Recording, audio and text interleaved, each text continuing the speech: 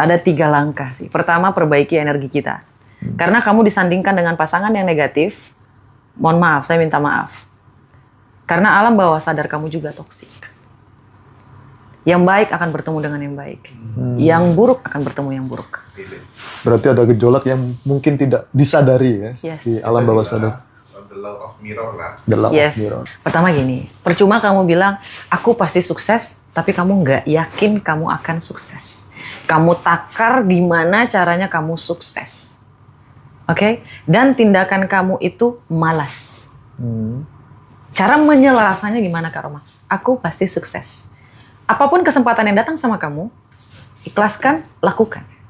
Jangan perhitungan. Mau itu uang, mau itu tenaga, mau itu orang. Dan perasaan kita harus yakin. Meskipun kesulitan datang, kegagalan datang, kita tetap harus yakin. Kalau kita pasti sukses. Ini selaras kan, Mas? Ada orang yang dia yakin, dia percaya, dia selalu bilang, aku harus positive thinking. Tapi pikirannya, utang kebayar nggak ya? Nggak ada rasa yakin gitu loh, Mas.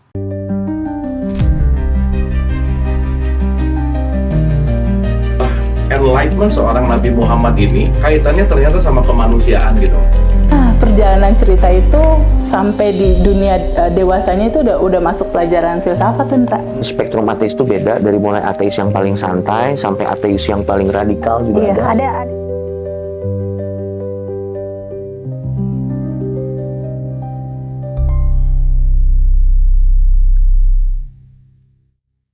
Masya Allah. Kita akan bahas seputar energi atau juga dengan spiritual ya. Masya Allah. Masya Allah. Kak Roma. Ya, Roma, Mas. Oh ya, sorry. Kak Roma. Balik nih, aku yang Roma, dia yang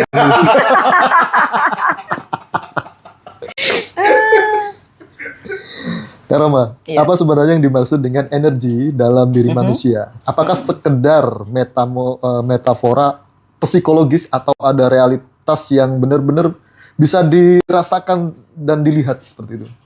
Menurut Kak Roma? Energi itu bisa dirasakan, bisa dilihat, Mas. Oke. Energi itu pengertiannya sendiri adalah emosi yang kondisi emosi yang aktif di dalam diri seseorang. Kayak gitu. Di dalamnya itu ada perasaan, tindakan, pikiran, dan fokus. Dan fokus. Yes. Ini akan mengeluarkan energi. Dan energi ini memiliki frekuensi. Dan otak kita sebagai router menyampaikan frekuensi yang dari dalam diri kita ini ke semesta. Kenapa tidak menyebutkan Sang Pencipta, Kak Roma? Sang Pencipta itu adalah pemimpin yang paling di atas kayak gitu. Ya. Ini kita membicarakan tentang cara bekerja hukum semesta ini. Sama seperti seseorang membuat anak, ada hukumnya kan, ada caranya kan.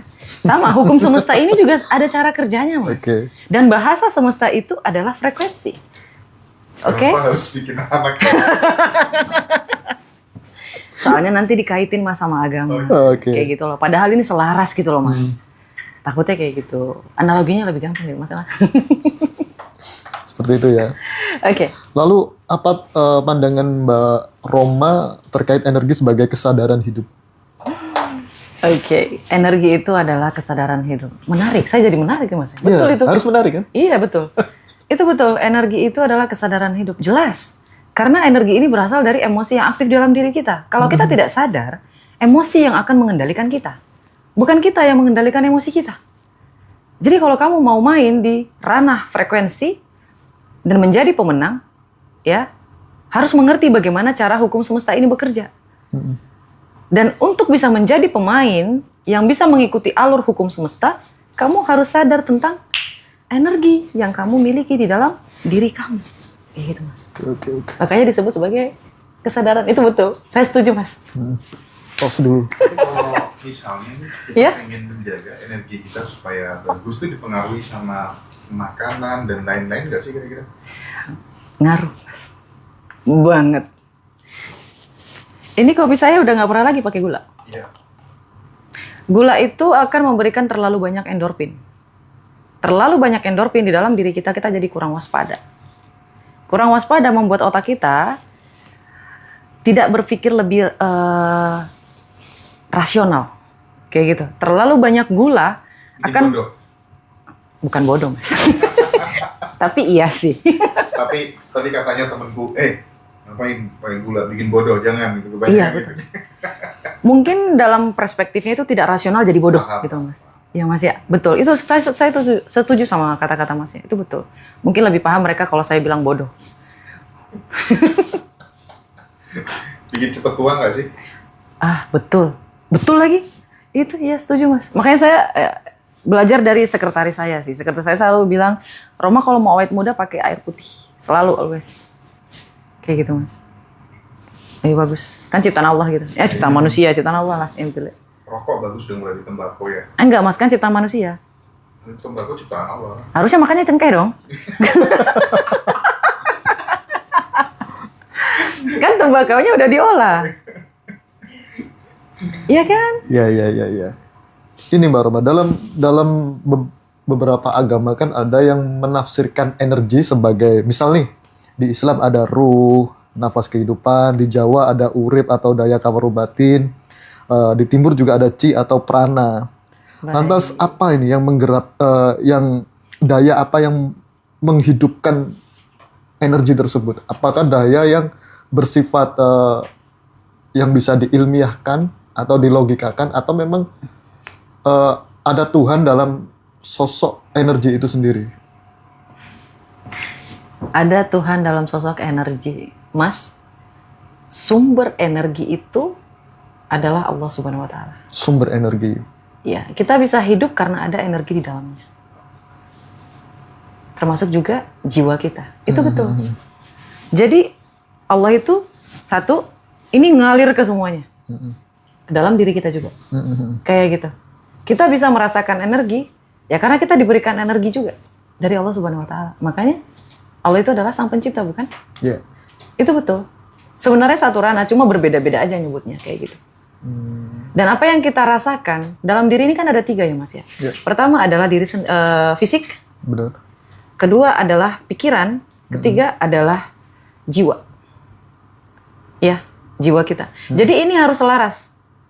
Kalau misalnya pikiran kita bilang, ya udah deh, mau gimana gitu. Tapi di dalam fisik kita kayak apa ya? Oh, jangan yang itu deh. Yang paling dekat contohnya. Pikiran kita bilang kita jelek. Tapi fisik kita cantik. Misalnya, kita selalu bilang aku jelek. Tapi sebenarnya fisik kita cantik. Dan jiwa kita sebenarnya bagus. Tapi karena pikiran kita selalu bilang kita jelek gitu. Ini akan mempengaruhi fisik kita. Lama-kelamaan dia juga akan mempengaruhi jiwa kita. Kayak gitu. Energinya kembali lagi jadi selaras. Jadi mau mana nih yang dominan? Di dalam diri kita itu energi dominan itu mempengaruhi. Oke. Dan itu ada di alam bawah sadar kita. Kayak gitu. Live ini kan tujuannya supaya teman-teman bisa berinteraksi langsung dengan Iya. Roma gitu.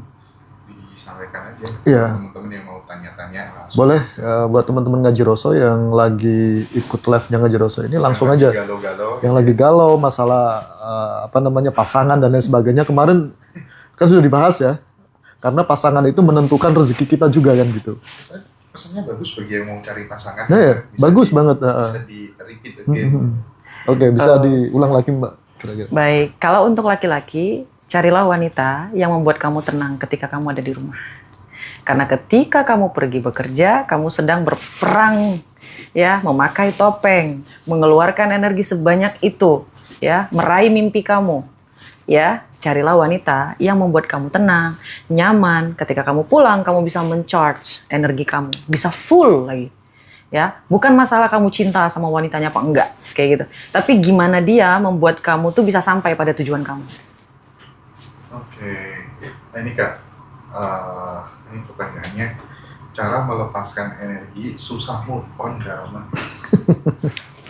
Susah move on ya? Alasan klasik. Banyak kan? Gini loh Mas, kebanyakan manusia itu mereka fokusnya ke move on dulu. Sebenarnya kenapa seseorang itu susah move on? Karena cintanya masih ada. Kita mau move on, tapi cintanya masih ada. Gimana mau move on? Karena itu tuangkan dulu cintanya. Tuangkan setuang-tuangnya sampai cangkir cintanya itu hilang. Saya dulu move on kayak gitu Mas. Cangkir cintanya hilang. Iya, sampai semua isi dari cangkir cinta yang saya miliki untuk orang tersebut itu hilang, habis saya buang semua. Pecahkan saja cangkirnya. Nggak bisa mas. Nggak bisa? Nanti mas luka tangannya, luka kakinya. Pisahin aja, habis itu udah letakin, move on. Oh gitu. Alamin total aja rasa sedihnya, rasa itunya. Yes, nikmatin aja gitu loh mas. Kasih aja perhatian kita, apa gimana. Mau chat aja, mau dibalas bodo amat. Nggak dibalas nggak apa-apa. Menikmati penderitaan. Yes, sampai kita terbiasa. Oh, ya udah, ya langsung. Karena semakin ditentang, semakin ditakutin, dia semakin datang gitu loh mas. Itu berlaku untuk masalah apa aja ya Kak Roma? Apa aja, apa aja. Bahkan, Bahkan hutang gitu. iya bahkan utang juga kayak gitu. Lalu apa bedanya menikmati penderitaan dengan cuek? Mas, Itu hal yang sama atau dua hal yang berbeda? mas kalau cuek itu 50% dia masih bersedih hati. Tapi kalau menikmati itu, oh ya udah makanya kayak gini dulu, mungkin aku diet. Berpikirnya kayak gitu mas. Hari ini dapatnya segini, oh mungkin besok lebih banyak. Berpikirnya kayak gitu terus. Sampai kita benar-benar bertemu hal yang kita mau. Ini bukan berpura-pura ya mas ya, karena dalamnya ada ikhlas. Kebanyakan orang bilang, ah kan itu munafik namanya kak, berpura-pura bahagia. Enggak. Berpura-pura bahagia diiringi dengan rasa ikhlas, bersyukur, itu tidak akan berpura-pura bahagia. Itu dalam ilmu kesadaran, kalau di Zen dan lain sebagainya, kita menjadi langit yang tidak pernah terpengaruh oleh cuaca, mendung. Itu kan yang, tapi butuh latihan sih, lagi-lagi butuh latihan. Iya. Ini ada akun Kak Roma, dari Mbak Wanti. Gimana sih Kak Roma caranya ngatasi kakak ipar yang suka mintain uang ke suami, yang mintanya itu tanpa sepengetahuan aku kan? Biasanya kalau uangnya masih kurang itu jadi masalah. Ini jatuhnya ke energi orang lain nggak sih mas jatuhnya? Soalnya kan suaminya. Oh iya. Jadi kayak gini, kita tidak bisa merubah orang lain. Kita cuma bisa mempengaruhi. Kalau sedari awal suami kita sudah menjadi tempat atau wadah uang orang lain, ini akan sulit nanti di pernikahan. Ya.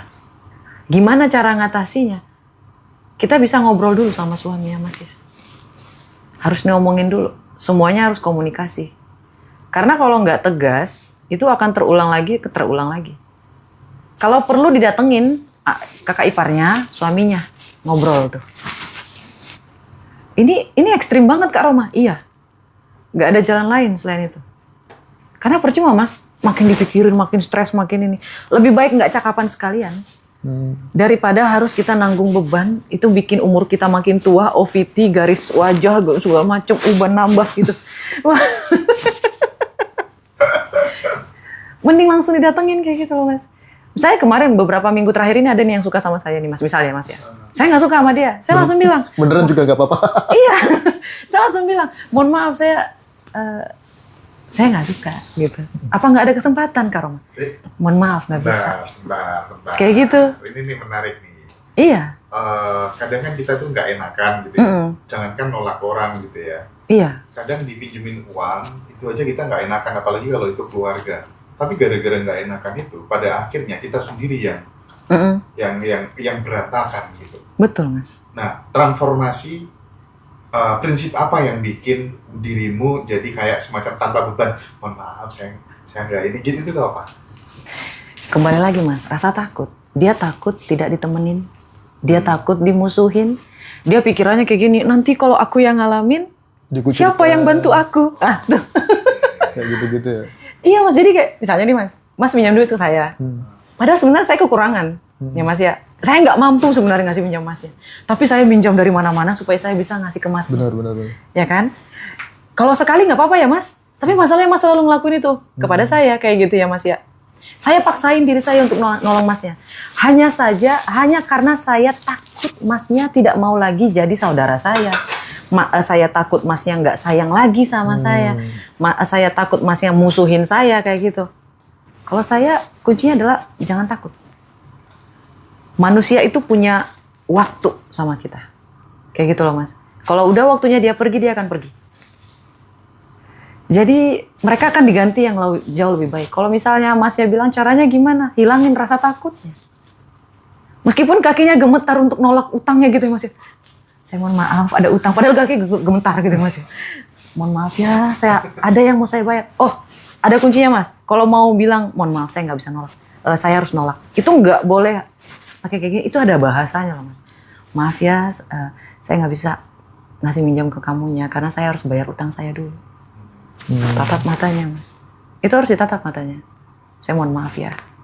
Sorry, nggak bisa. Tadi nggak boleh gini itu maksudnya apa? Terlalu menundukkan kayak gini nggak boleh. Oh berarti body language itu juga Iya penting. penting ya? Penting meskipun dalam hati ya Allah tolong gitu. Yang paling gampang tuh udahlah lah kasih aja lah 100.000, 200.000. Udah nggak bakal minjem lagi biasanya.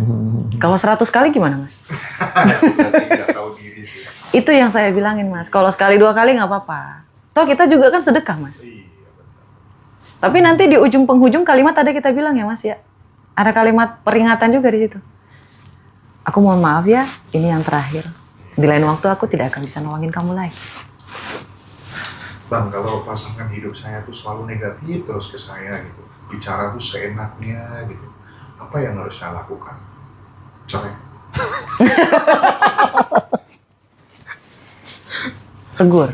Ada 3 langkah sih. Pertama, perbaiki energi kita.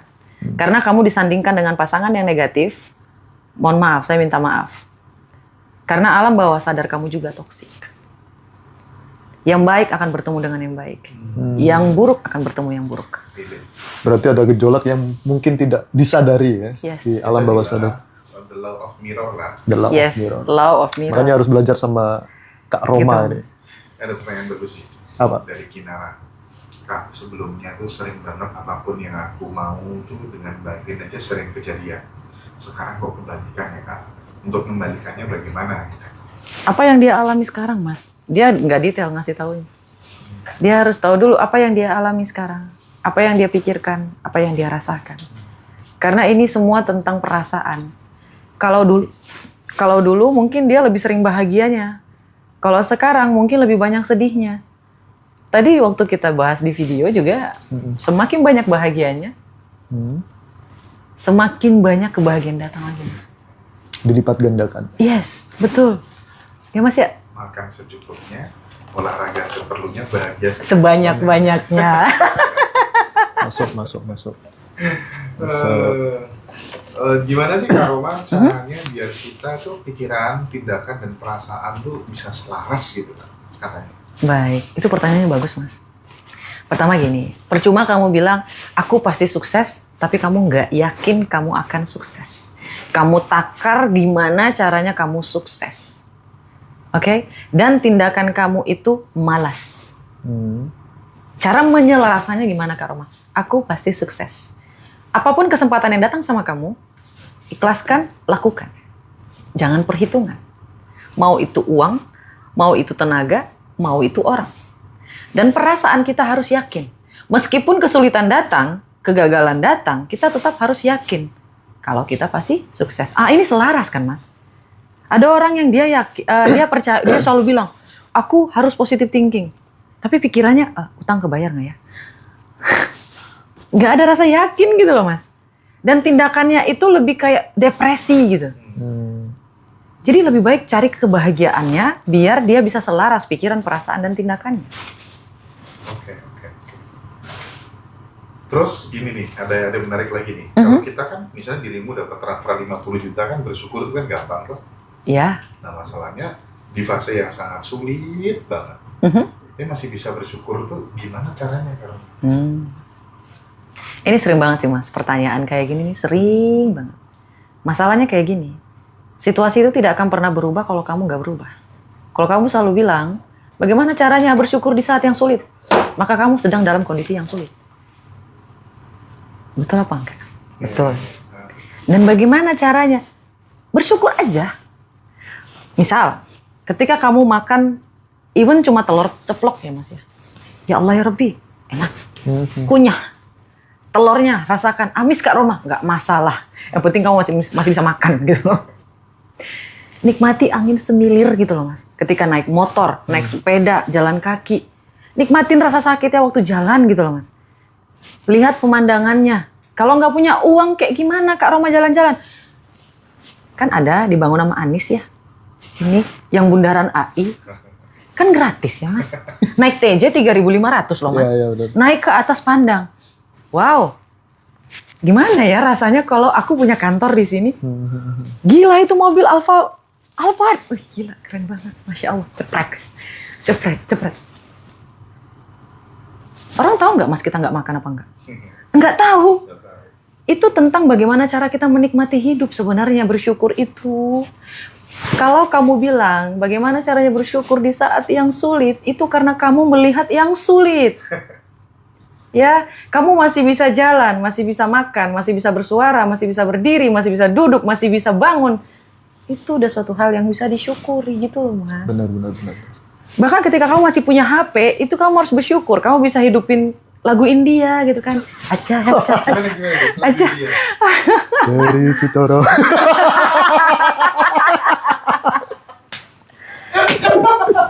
Iya. Masih Kamaru, man. Iya. Terus sambil main video-videoan gitu. Nikmati gitu loh Mas. Ada cara simpel kan? Iya. Tapi kan utangku banyak Kak Roma. Pasti terbayar. Pasti.